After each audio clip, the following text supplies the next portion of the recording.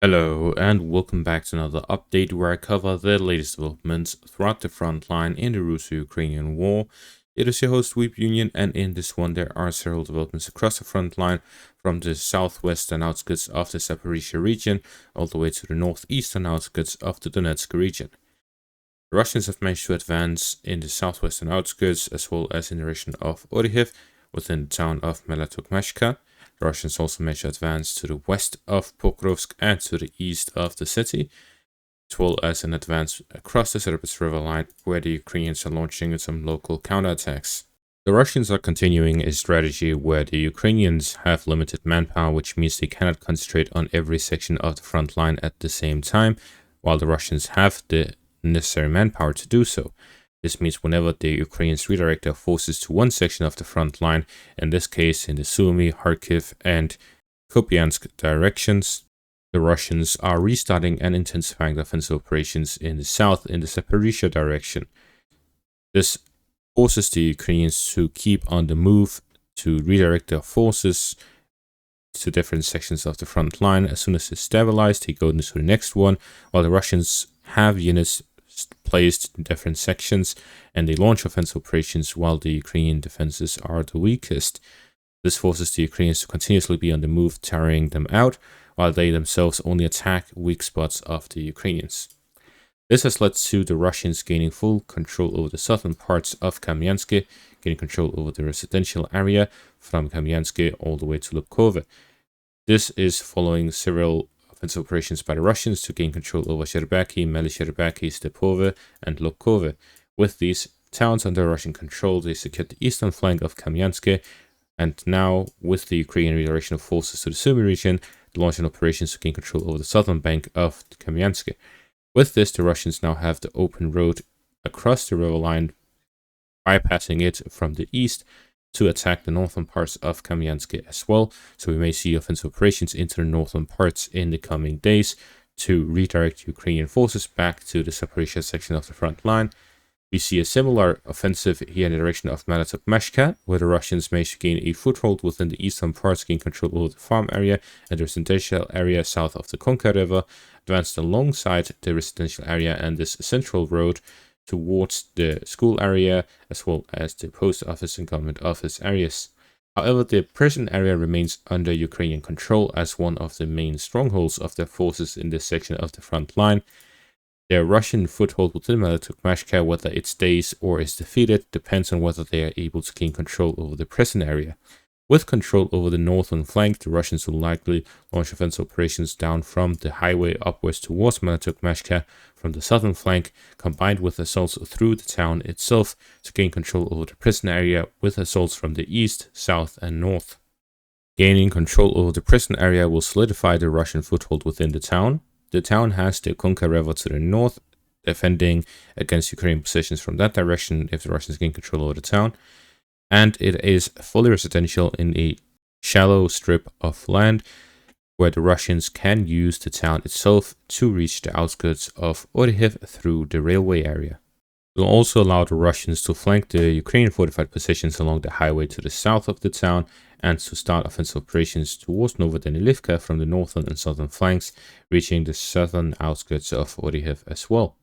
This will significantly strengthen Russian offensive operations in the direction of Oryhiv.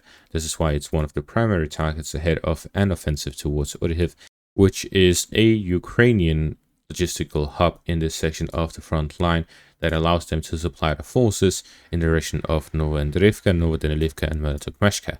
The Russians are looking to gain control over these three towns before storming Oryhiv itself, where we see that there are several defensive lines surrounding Oryhiv from the north, south, and west. However, the eastern flank is the least defended one, as Melatokmashka is part of the defense on the eastern flank. Moving on to the western flank of Pokrovsk, the Russians continued offensive operations in the direction of Dashne, storming the town from the southern direction along both roads to the southwest and the southern flank of Dashne.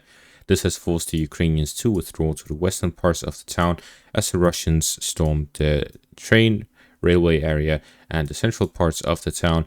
The Ukrainians are struggling to hold on to those positions and are redirecting forces to defend the southern flank along the fortified position on the southwestern outskirts of the town. The Russians are here continuing offensive operations not just towards the town but along the forest lines towards the railway area to cut off the supplies leading into the town from the western direction. Yet again, results of Ukrainians redirecting forces to other sections of the front line. The Russians start new offensive operations in different parts.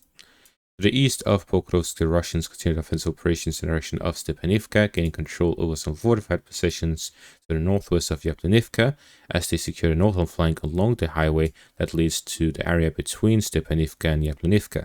Russians are here looking to gain control over the highway itself, as well as the fortified positions alongside it, to gain control over the northern flank of Yaplanivka and southern flank of Stepanivka for offensive operations launched into those towns, and increasing the supply routes into those settlements for the offensive operations to have secure supply routes that are diversified. Across the Serbets River line, there is some back and forth between the Russian and Ukrainian forces.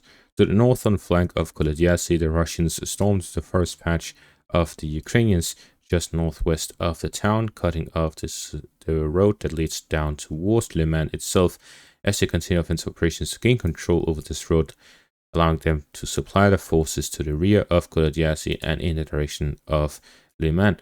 The Russians are here looking to gain control over the supply lines, with Nova in the center for offensive operations in the northern, western, and southern directions, where the Russian forces are here using Nova as a logistical hub. The Ukrainians are here targeting Rydkadub to gain control over the northwestern flank, cutting off the western spearhead of Russian forces and targeting Nova as a logistical hub of the Russians. Therefore, the Russians are looking to secure the roads further south and to continue offensive operations in the western directions to cut off the Ukrainian counterattack capacity. We're seeing that the Ukrainian counterattacks are centered around Karpivka and Rushenkova, while there is this crossing across the Nitruis River here to the west of Rydkadub. The Russians have been launching offensive operations on the northern flank of Rydkadub and the southern flank to gain control over the river line itself, in the direction of Flushinkova to gain control over that as well, to cut off any Ukrainian counterattack capacity across the river line. The objective of the Russians is to gain control of the river line, advance alongside the road to the north to connect with Skopenki and Stepi in the north, cutting off the Ukrainian access to the Serbets River line, having a wide area that is supplied well, with Nova as its supply hub in the south, and Svatove as the main logistical hub of this section of the front line, combined with Kreminna, with well-supplied forces across the Serbets River line, and with the additional river line here to the west, covering the western flank, the Russians can focus offensive operations in the southern direction, in the direction of Liman, which is the main Ukrainian logistical hub in this section of the front line. In other news, we saw earlier during the Ukrainian Kursk incursion that the Russians allowed North Korean soldiers to fight alongside their own soldiers to kick back the Ukrainians out of the Kursk region. The North Korean soldiers operated within the Kursk region for over 6 months. According to South Korean intelligence, they took about 600 killed and 4,000 wounded out of 15,000 soldiers during this period of time, which is, considering the sort of offensive operations, the fact that they managed to regain control over the Kursk region at a fast pace at that, and at the same time, the lack of combat experience prior to this. The North Koreans had really good results of that fighting. 600 killed out of 15,000 soldiers in just 6 months is a very low number compared to the casualties in this war, where both the Russians and the Ukrainians have hundreds of thousands of casualties, a lot more soldiers as well. But the fact is that the North Koreans are not taking casualties at a higher rate than the Russians or the Ukrainians. Instead, it may even be lower. This means that the quality of the North Korean soldiers is comparable to that of Russia and Ukraine, and 15,000 additional North Korean soldiers would be similar to 15,000 additional Russian or Ukrainian soldiers. This means that additional soldiers being sent on top of these 15,000 and being involved inside Ukraine as well would allow the Russians to significantly bolster their forces operating within Ukraine and to strengthen their offensive capabilities in this war. According to South Korean intelligence, North Korea may deploy additional troops to Russia to fight in the war against Ukraine in July or August, and that North Korea is continuing to supply arms to Russia, South Korean lawmakers said on Thursday, citing a briefing by the intelligence agency. The National Intelligence Service believes Russia may be readying to mount a large-scale assault against Ukraine in July or August. South Korean Member of Parliament Lee Seong-kwon told reporters after the closed-door briefing. If this intelligence is accurate, similar to the earlier North Korean intelligence information that South Koreans shared, showing the war efforts by North Korea in this war, then we can say that the Russians are still in the staging phase of their summer offensive. They have yet to begin it, and they will likely launch it in the coming 2 months. And that is going to be all for this update. Thank you for watching. Make sure to leave a like, subscribe, check out my Patreon and YouTube membership for additional content. Thank you for watching and have a great day.